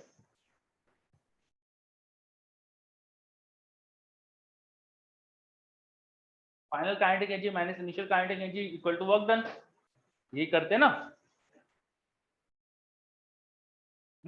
work done -2 mgr, electric field का work done 0 equal to change in kinetic energy, तो kinetic energy final minus initial which is mgr।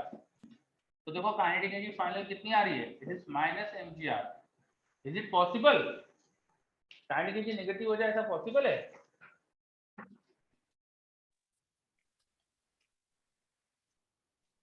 No sir.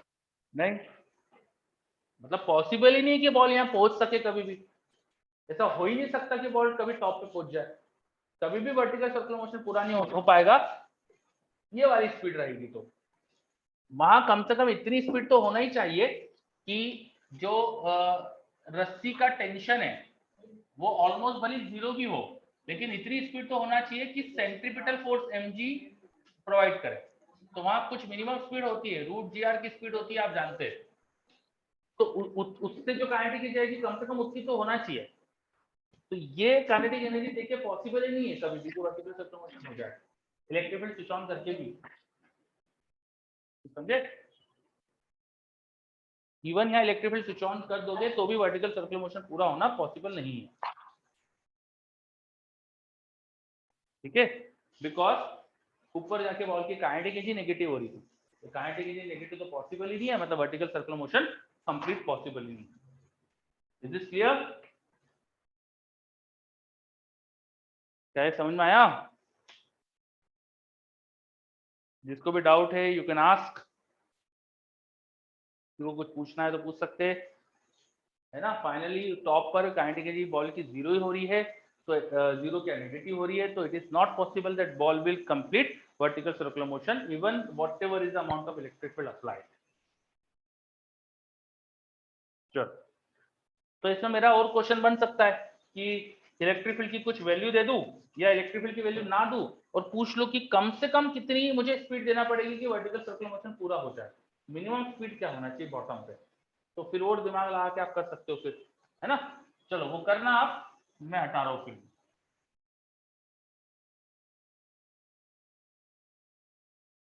ठीक है, इसमें वो क्वेश्चन बन सकते हैं, अब वो अभी मैं नहीं करा रहा, आप लोग कर सकते हो। अभी तो मैंने देखो एग्जांपल दिया जिसमें मैंने आपको वर्क पावर एनर्जी का कॉन्सेप्ट का यूज करवाया।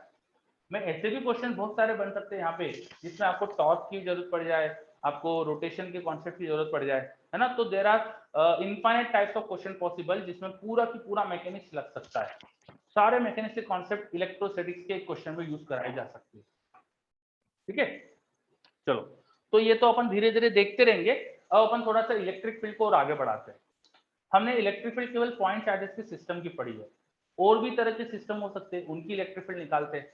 जैसे electric field due to rod निकालते हैं, तो अपन निकालते हैं electric field due to rod. Electric field due to rod, क्या रॉड की वजह से हमने किसी पॉइंट चार्ज पे फोर्स निकाला था? Yes sir. अरे तो फोर्स तुम्हें आता है तो तुम्हें इलेक्ट्रिक फील्ड भी आती है फिर तो। याद करो, ऐसी एक रॉड ली थी क्यू चार्ज की, एल लेंथ की, तो इसकी वजह से यहाँ पे किसी पॉइंट पे हमने फोर्स निकाला था, है ना? वो फोर्स आया था कुछ आपके पास K Q Q upon A time A plus L, where A is distance of point charge from the rod and L is length of rod. तो यहाँ अगर तुम्हें फोर्स पता है तो तुम्हें यहाँ इलेक्ट्रिक फील्ड भी पता है ना? Now electric field at this location should be this force by amount of charge which is Q, so KQ upon A into A plus L. So you know what is electric field of rod about along the rod.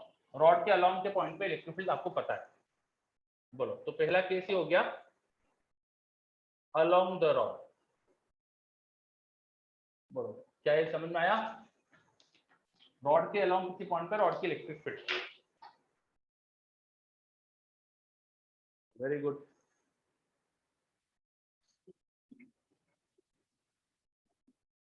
आगे बढ़ते फिर second case. और भी case पढ़ा था आपने तो rod के फोर्स का।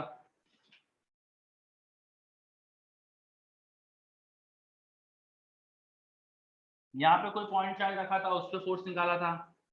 रॉड के कॉर्नर्स के यहाँ पर एंगल बन रहे थे अल्फा और beta. Perpendicular distance of rod वो मैंने मान ली यहाँ पे आर। तो यहाँ जो फोर्स का फॉर्मूला आया था ना, उससे मैं इलेक्ट्रिक फील्ड अब डायरेक्ट लिख देता हूँ, है ना? आप अब वो आपको देख लेना, डायरेक्ट में फॉर्मूला लिख देता हूँ इलेक्ट्रिक फील्ड का यहाँ क्या आता है। तो यहाँ इलेक्ट्रिक फील्ड दो कंपोनेंट में आती है, और अब हम यहाँ पे रॉड की इलेक्ट्रिक फील्ड उसके चार्ज पर यूनिट लेंथ के फॉर्म में लिखेंगे। अगर रॉड की lambda charge per unit length है, चार्ज पर यूनिट लेंथ, मतलब रॉड का चार्ज बाय रॉड की लेंथ, तो इस डायरेक्शन की जो इलेक्ट्रिक फील्ड आती है वो होती है k lambda by r sin alpha plus sin beta. तो इस डायरेक्शन में आती है रॉड के पैरेलल, वो होती है k lambda by r cos alpha minus cos beta. आप फोर्स का जो फॉर्मूला था ना वो चेक करो, उसमें से मैंने यहाँ का जो चार्ज था वो चार्ज हटा दिया है, तो बची हुई चीज इलेक्ट्रिक फील्ड हो जाएगी। तो इस पॉइंट पे इलेक्ट्रिक फील्ड का फॉर्मूला है।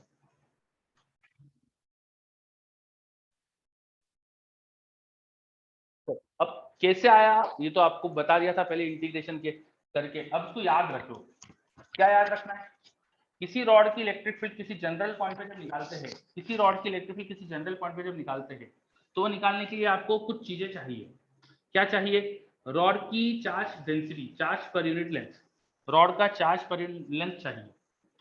उस पॉइंट की रॉड से परपेंडिकुलर डिस्टेंस चाहिए r, उस पॉइंट की रॉड से परपेंडिकुलर डिस्टेंस चाहिए r, है ना। और k वो तो आप जानते हो कांस्टेंट होता है 1/4πε0। फिर ये जो परपेंडिकुलर लाइन थी ना, इससे रॉड के कॉर्नर के एंगल चाहिए अल्फा और बीटा, रॉड के कॉर्नर के एंगल अल्फा और beta.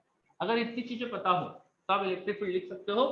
One component of electric field is perpendicular to rod, one is parallel to rod. Perpendicular वाले में साइन आएंगे, याद कैसे रखना है? परपेंडिकुलर मतलब पी मतलब साइन होता है, परपेंडिकुलर अपन पढ़ेंगे। तो परपेंडिकुलर वाले में साइन आएंगे और पैरेलल वाले में फिर कॉस आएगा, है ना। और कॉस वाले में देखो ये अल्फा ऊपर था तो उसका कॉस पहले है तो वो पॉजिटिव आया, बीटा नीचे की तरफ है तो उसका कॉस नेगेटिव आया।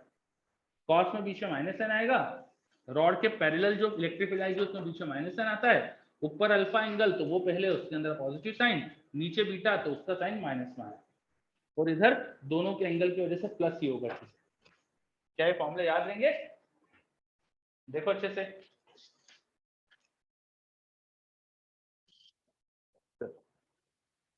तो ये मैंने दो कंपोनेंट बताए। अब इनका रिजल्टेंट भी आप निकाल सकते हो। इनका जो नेट आएगा, नेट वो ऐसा बीच में कुछ आ जाएगा, ठीक है। इनकी नेट इलेक्ट्रिक फील्ड ऐसे बीच में कुछ आएगी, और वो जो नेट होता है ना वो ये वाला एंगल आप अगर ढूंढोगे तो आएगा मेरे पास बीटा माइनस अल्फा बाय 2। ये वाला एंगल आएगा मेरे पास बीटा माइनस अल्फा बाय 2, ठीक है। बीटा माइनस अल्फा बाय 2 मतलब आपको ये बीटा माइनस अल्फा याद नहीं करना है, इसकी एक ट्रिक होगी याद करने की, मैं इधर बताता हूँ आपको। सपोज ये आपकी रॉड है, आपको किसी पॉइंट पे इलेक्ट्रिक फील्ड निकालना है, तो उस पॉइंट से रॉड के कोनों को ज्वाइन करो, उस पॉइंट से रॉड के कोनों को ज्वाइन करो, इन लाइंस को आगे बढ़ाओ। इन लाइंस का जो एंगल बाइसेक्टर होता है एग्जैक्टली उधर, इन लाइंस के एंगल बाइसेक्टर पे इलेक्ट्रिक फील्ड आता है। Net electric field is along angle bisector of this lines. ये लाइन अगर यहाँ अल्फा और बीटा एंगल बनाती है तो इनके बीच का total angle alpha plus beta, तो इलेक्ट्रिक फील्ड का यहाँ angle alpha plus beta by 2 होता है दोनों तरफ। Net electric field is exactly along angle bisector. इस रॉड के दोनों कोनों को ज्वाइन करो इस पॉइंट से, तो इन लाइंस के एंगल बाइसेक्टर के अलोंग आती है net electric field. You can check it. आप ये नेट इलेक्ट्रिक फील्ड का हॉरिजॉन्टल से एंगल पता है और हॉरिजॉन्टल का इस लाइन से एंगल पता है आपको, बीटा था, तो आप वो बीटा या अल्फा जो भी जोड़कर, है ना, इस लाइन से आपको एंगल पता है कि ये एंगल अल्फा है, तो अल्फा प्लस ये एंगल करके देखो तो वो आ जाएगा, देखो alpha plus beta by, alpha plus beta by. चलो, काफी देर से मैं बोले जा रहा हूँ, आपको कुछ समझ में आ रहा है कि नहीं? कुछ क्लियर हो रहा है? सर ये beta minus alpha by 2 sir ये समझ नहीं आया सर, आपने उधर अल्फा प्लस बीटा बाय 2 लिखा है और उधर इधर माइनस, सर समझ नहीं आया कुछ। अच्छे से देखो मैंने क्या लिखा है, अच्छे से चेक करो मैंने क्या लिखा है, ठीक है। Angle with perpendicular direction of rod, electric field का रॉड के परपेंडिकुलर से एंगल ये है, और वहां जो एंगल लिखा है मैंने परपेंडिकुलर से नहीं लिखा है, वहां मैंने इन लाइन से एंगल लिखा है, समझे? यस वो सर। एंगल अलग अलग जगह से समझ आ रहा है? Yes sir. ओके, फिर दूसरी चीज, अब इस लाइन से एंगल क्या होगा? देखो ये वाली लाइन को एक्सटेंड करी तो ये हॉरिजॉन्टल से इधर अल्फा, तो इधर भी अल्फा एंगल बनाएगी। दिस क्लियर ना? If this is alpha and this is beta minus alpha by 2, तो ये टोटल एंगल जोड़ के देखो क्या आ जाएगा, देखो अल्फा प्लस बीटा बाय 2 आ जाएगा, दिख रहा है?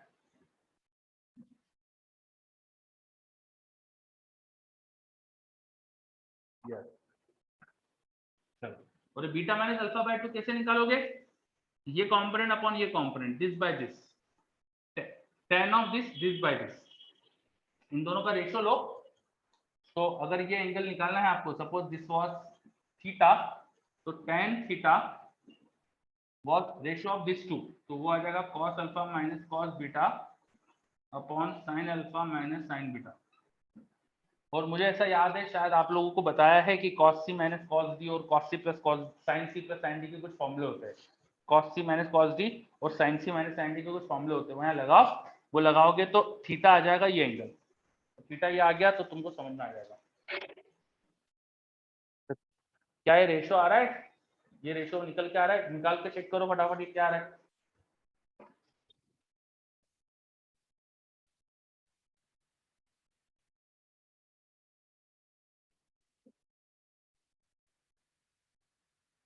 चेक करो यहाँ पे क्या आएगा। यहाँ ऊपर लगाओ sine cos c minus cos d का फॉर्मूला, नीचे लगाओ sin c minus sin d का फॉर्मूला, है ना, और चेक करो ये एंगल क्या आ रहा है। ठीक है, एवरीवन शुड डू इट, ये सबको करना चाहिए।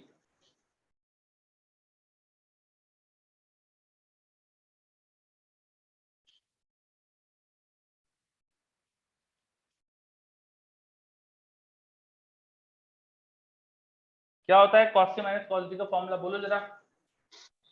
Sir 2 sin alpha plus beta by 2 और 2 और sin beta minus alpha by 2। 2 sin of alpha plus beta by 2 और sin beta minus alpha by 2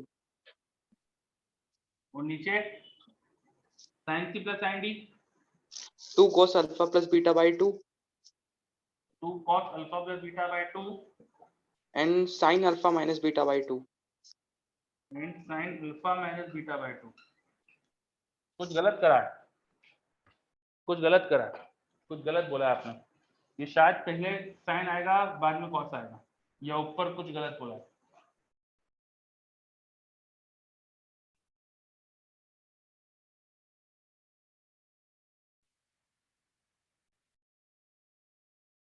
alpha minus beta by 2 आ रही है, हाँ हाँ, डिनोमिनेटर में पहले साइन आएगा। ठीक है, डिनोमिनेटर में पहले साइन आएगा, ये मिस्टेक बोली आपने। यहाँ साइन आएगा, यहाँ कॉस आएगा, तो ये रेशियो लोगे तो बनेगा बीटा माइनस अल्फा बाय 2। ठीक है, कॉस में इसको उल्टा भी लिख सकते हो, एंगल को कोई फर्क नहीं पड़ेगा, तो रेशियो हो जाएगा tan beta minus alpha by 2, तो थीटा हो गया बीटा माइनस अल्फा बाय 2, है ना। ये एंगल जो आएगा, this angle is beta minus alpha by 2। Clear ना? अगर ये एंगल पता चल गया आपको, this angle beta minus alpha by 2, उसमें अल्फा जोड़ो तो इलेक्ट्रिक फील्ड का इस लाइन से एंगल मिल जाएगा। इलेक्ट्रिक फील्ड का इस लाइन से एंगल अल्फा प्लस थीटा, तो देखो अल्फा प्लस थीटा वो ये आ जाएगा, एग्जैक्टली एंगल बाइसेक्टर के अलॉन्ग आएगी इलेक्ट्रिक फील्ड।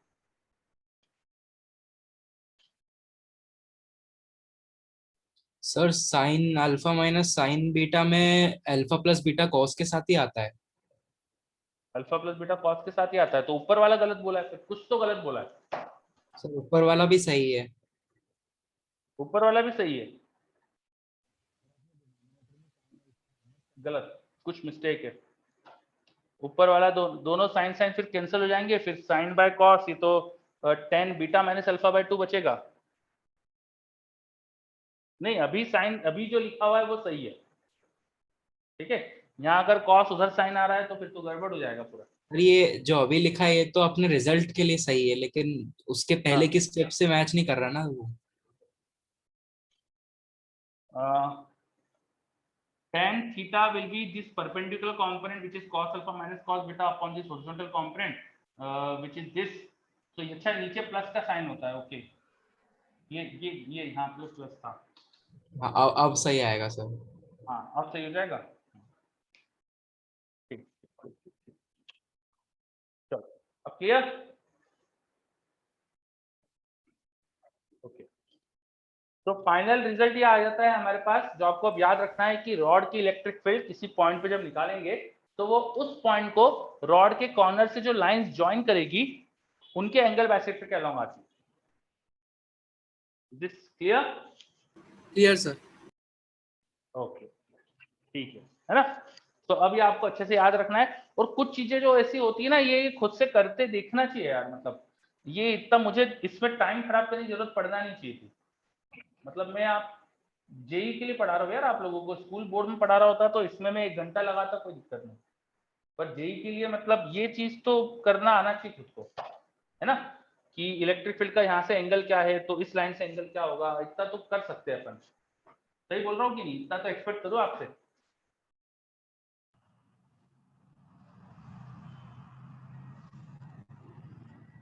चलो, मुझे लगता है इतना तो आप लोग को करना चाहिए था, है ना, और ये आप जब करेंगे तो ऑटोमेटिक आपको प्रैक्टिस होगी, ठीक है। जब आप इस तरह से क्वेश्चंस करेंगे खुद से तो प्रैक्टिस होगी। हर चीज पे ऐसा नहीं, टीचर ने हिंट दे दी, बस हिंट से आपको करते आना चाहिए। चलो, और नहीं आए तो फिर है ही ना हम पूछने के लिए, नहीं आए तो फिर हमसे पूछो। तो रॉड की इलेक्ट्रिक फील्ड हर सिचुएशन में आपको पता चल गई, रॉड के अलोंग पता चल गई और रॉड के किसी जनरल पोजीशन पे पता चल गई। अब इस पे बहुत सारे क्वेश्चन बन सकते हैं, तो एक एक करके क्वेश्चन देखते हैं अपन। रॉड की इलेक्ट्रिक फील्ड के बहुत सारे क्वेश्चन बन सकते हैं, तो एक क्वेश्चन दे रहा हूं मैं यहाँ पे। I have infinite length rod, एक मेरे पास रॉड है जिसकी लेंथ इनफाइनाइट रॉड, इस पे charge per unit length lambda है। अब बताओ इसकी मैं इलेक्ट्रिक फील्ड किसी पॉइंट पे लिखता जो r डिस्टेंस पे है, तो कितनी आएगी? रॉड इनफाइनाइट लेंथ की, अब बताओ।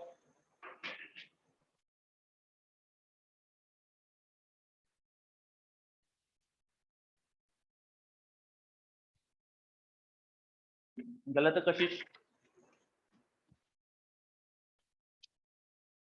रॉड की लेंथ इनफाइनाइट होने से अल्फा और बीटा पे क्या फर्क पड़ेगा, ये सोचो बस। अल्फा और बीटा का क्या होगा, बस ये सोच लो तो तुम्हारा काम हो जाएगा। यस, बोथ साइड इंफिनिटी है। वेरी गुड दक्ष। अथर्व, लैम्डा के टर्म में आंसर होना चाहिए, ठीक है, चलो सही है। Now because rod is of infinite length, तो दोनों ही कॉर्नर उसके बहुत दूर होंगे, तो दोनों ही तरफ के जो एंगल होंगे alpha and beta, now they both are tending to 90। Alpha and beta they both are tending to 90। अगर रॉड बहुत लंबी है तो दोनों ही कॉर्नर बहुत दूर होंगे, तो ऊपर वाला कॉर्नर भी बहुत दूर, तो अल्फा भी बहुत बड़ा हो गया, तो 90 के आसपास होगा, और ये भी 90 के आसपास, तो अल्फा बीटा को 90 डाल दो, तो ये 90 और 90 रखेंगे, तो रॉड के परपेंडिकुलर वाली electric field sin 90 plus sin 90 ये हो जाएगा 2, तो 2 के लैम्डा बाय आर। और पैरेलल वाली में क्या होगा, ये दोनों कॉस की वैल्यू 0 आ जाएगी, तो केवल एक ही इलेक्ट्रिक फील्ड आएगी रॉड के परपेंडिकुलर, तो कितनी आ जाएगी वो 2 के लैम्डा बाय आर। ये याद ही रखना अच्छे से, इनफाइनाइट लेंथ की रॉड है तो उसकी इलेक्ट्रिक फील्ड 2 के lambda by r. Clear? Infinite length की रॉड की इलेक्ट्रिक फील्ड 2 के लैम्डा बाय आर। आगे बढ़ते,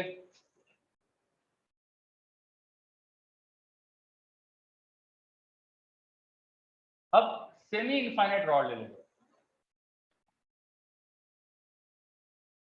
सेमी इनफाइनाइट मतलब एक कोना तो इन्फिनिटी पर है, दूसरा इन्फिनिटी पे नहीं, एक कॉर्नर तो इन्फिनिटी पे, दूसरा इन्फिनिटी नहीं है, ठीक है। तो ये वाला कॉर्नर इन्फिनिटी पे नहीं है, और इसके पैरेलल, इसके अलोंग जाके यहाँ पॉइंट है जहाँ इलेक्ट्रिक फील्ड पूछिए, और ये वाला कोना इन्फिनिटी पे जा रहा है, और रॉड की चार्ज पर यूनिट लेंथ मैंने लैम्डा दे दिया। अब बताओ पी पे इलेक्ट्रिक फील्ड क्या आएगी? अब सेमी इनफाइनाइट रॉड है, उसका एक कोना इन्फिनिटी पे जा रहा है, पर एक कोना यहाँ पर है, और दूसरे जो कोना जो फिक्स पोजीशन पर है उससे किसी परपेंडिकुलर डिस्टेंस r पे पॉइंट पे इलेक्ट्रिक फील्ड चाहिए, तो बताओ।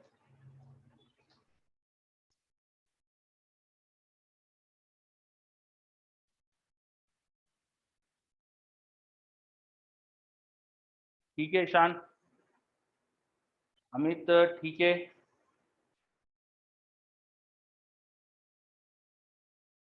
नाउ अब आपको एंगल के बारे में सोचना चाहिए कि एंगल क्या आएंगे, तो एक कोना जो इन्फिनिटी जा रहा है उसका एंगल तो 90 डिग्री हो जाएगा, है ना। The end which is going to infinity, उसका एंगल ऑफ कोर्स 90 डिग्री होने वाला है, this angle is going to 90, and दूसरा कोना यही है, और यही परपेंडिकुलर वाली लाइन है, वो कॉर्नर भी यही है, तो beta angle is 0, beta is now 0। तो एक जो परपेंडिकुलर कंपोनेंट होता है वो होगा k lambda by r sin 90 plus sin 0, तो वो आएगा k लैम्डा बाय r, इस डायरेक्शन में इलेक्ट्रिक फील्ड आएगी k लैम्डा बाय r, ठीक है। फिर जो पैरेलल आती है रॉड के पैरेलल इलेक्ट्रिक फील्ड उसमें रखो, ये रहा फॉर्मूला, एक 90 रखो cos 90 0 हो जाएगा, दूसरा 0 रखो cos 0 1 होगा, तो ये आएगा माइनस के लेमडा बाय आर। माइनस के लेमडा बाय आर, माइनस मतलब क्या होगा, नीचे की तरफ हो जाएगी, तो दूसरी इलेक्ट्रिक फील्ड एक्चुअली यहाँ नीचे की तरफ होगी, वो भी के लेमडा बाय आर ही होगी।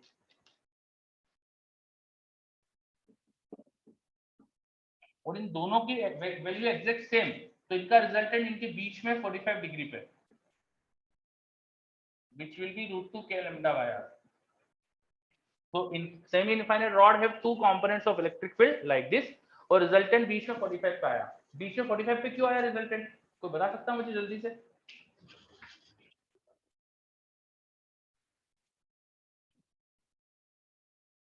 सर बीच वो में 90 45 का ना, तो 90 का हाफ।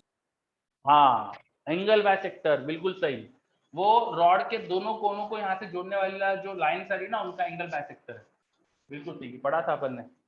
एक कोना तो यही है, दूसरा कोना 90 पे था, तो इसका एंगल बाइसेक्टर पे होने के लिए वो बीच में आ गया एकदम, बिल्कुल सही। तो ये एक केस भी याद रखना, इसको भी अच्छे से याद रखना है, कई जगह जरूरत पड़ती है, ठीक है। और भी केसेस अब देखेंगे अपन। चलो क्योंकि ऑफिशियल टाइम हो गया अपना, तो मुझे रुकना पड़ेगा, एक ब्रेक दे दो बेटा। आज मेरे 2 लेक्चर है क्या?